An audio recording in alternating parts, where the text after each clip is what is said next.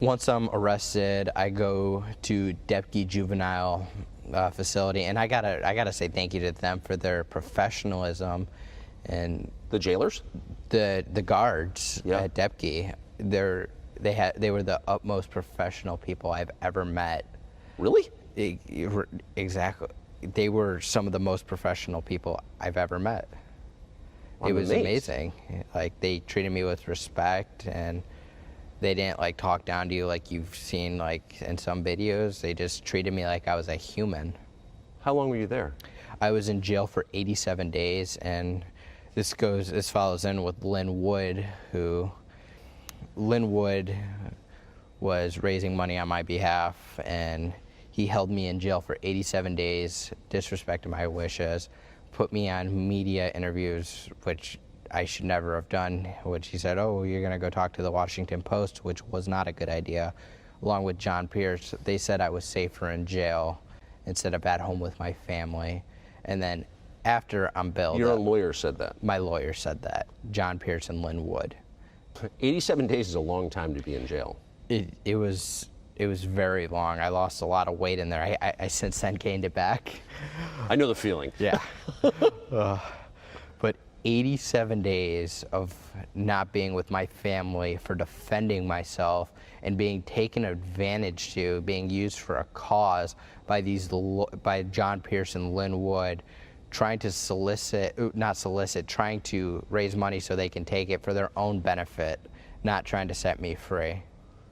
So you think they could have raised the money for bail faster, but they didn't? I believe sometime in September 5th, I want to say, they had over $1 million, and bail was set and able to be posted in September. So they could have had me sign the waiver for extradition and had me back in Wisconsin, and I could have been bailed out by mid-September. But they wanted to keep me in jail until November 20th. What was that like?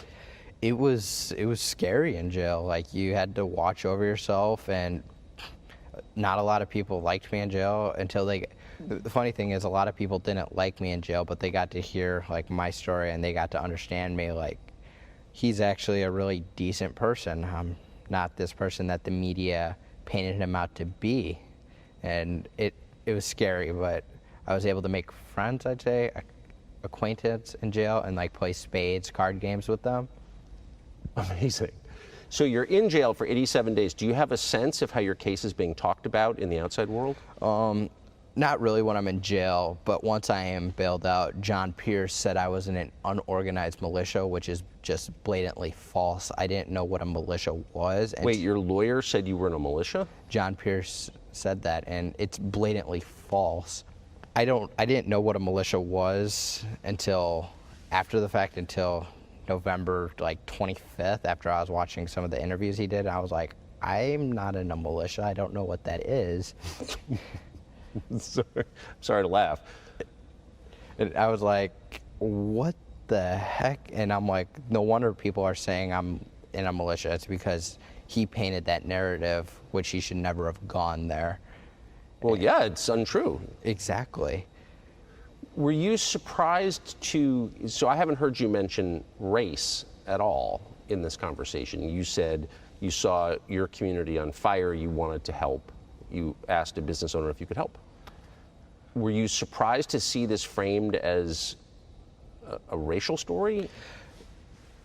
To be honest, Tucker, this case has nothing to do with race. It never had anything to do with race. It had to do with the right to self-defense.